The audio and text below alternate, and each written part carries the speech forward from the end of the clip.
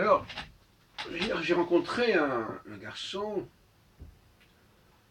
qui m'a raconté que sa famille venait de Pologne, de Ukraine, mais qu'elle portait un nom allemand, ce qui signifiait qu'elle venait de l'Ouest, c'est-à-dire de la Rhénanie, etc.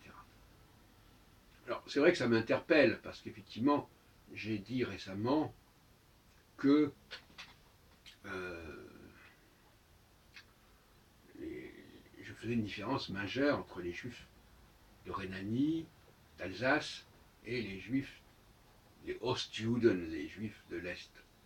Et on sait d'ailleurs à quel point ils n'ont pas été traités de la même manière, ils n'ont pas vécu de la même manière. Alors, vous direz, oui, mais enfin, ces juifs de l'Est, ils venaient, ils parlaient yiddish, ils venaient de l'Ouest. C'est vrai qu'ils ont été expulsés, certains ont été expulsés, ils ont été accueillis justement par le roi de Pologne, etc., à une certaine époque. Voilà. Donc, tout comme les juifs d'Espagne ont été accueillis par le sultan de Turquie, etc.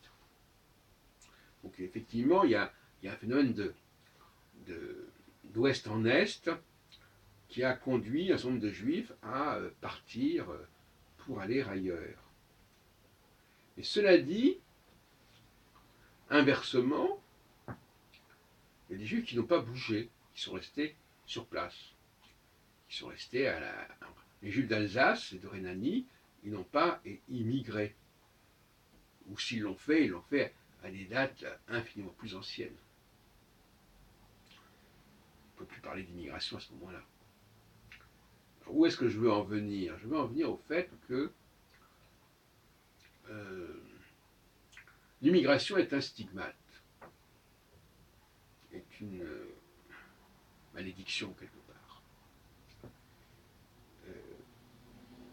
Elle laisse des traces dans le psychisme, dans le comportement, et elle conduit d'ailleurs ces juifs qui arrivent comme ça à avoir un statut différent des juifs qui sont sur place, qui sont restés sur place. C'est là qu'il y a un phénomène de stigmatisation de l'immigré juif. Les juifs polonais sont des immigrés venant d'ailleurs et dont la situation est liée à leur statut d'immigré. Alors que les juifs qui sont restés dans la sphère carolingienne, je dirais, Germanie et Francie, eux n'ont pas immigré. En tout cas, ils ne sont pas perçus comme des immigrants. Parce que de mémoire, aussi longtemps qu'on remonte, ils étaient là déjà. L'Alsace a connu beaucoup de problèmes.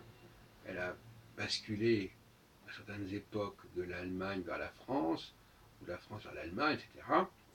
Mais néanmoins, ces juifs sont réellement ancrés dans le paysage de toute éternité, je dirais presque.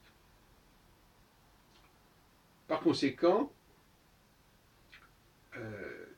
ils ont gardé une certaine forme de pureté dans leur judéité, dans leur conscience juive, que n'ont pas les juifs arrivés à l'Est, qu'ils soient soit en Pologne ou en Turquie. Il ne faut pas sous-estimer l'importance de l'immigration, du stigmate de l'immigration.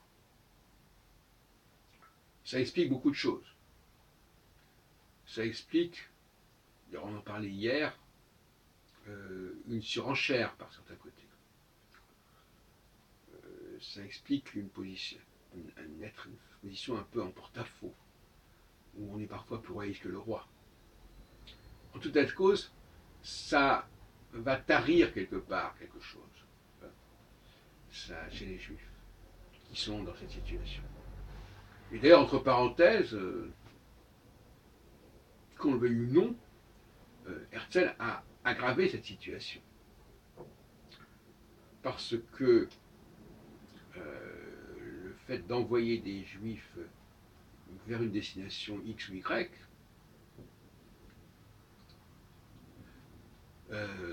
en fait des immigrés. Prenons un Alsacien par exemple, qui irait s'installer en Israël. Il perdrait énormément. Ce serait la proie pour l'ombre. Il remplacerait une position ancestrale en Alsace, millénaire en quelque sorte, par une aventure personnelle, aléatoire. Moi je l'ai connu, puisque moi-même j'ai fait une tentative d'immigration en 68-69, dont je suis revenu quand même assez rapidement, au bout d'un an et demi, même pas, parce que je disais, j'avais d'ailleurs écrit à ce sujet, je suis étranger, j'ai un destin d'étranger, d'immigré en Israël, et ça ne m'intéresse pas. Ça m'intéresse pas. Et par conséquent, voyez-vous, le nombre de personnes qui sont marquées par le stigmate de l'immigration est considérable. C'est vrai en Israël, ça a été vrai à d'autres époques, comme je l'ai dit, en Turquie et donc en Afrique du Nord quelque part. C'est vrai aussi donc en Pologne ou en Ukraine ou en Russie. Ce sont des juifs qui ont été marqués par un processus de déracinement, de dépaysement, et à mon avis, on ne saurait sous-estimer, exagérer l'importance d'un tel phénomène.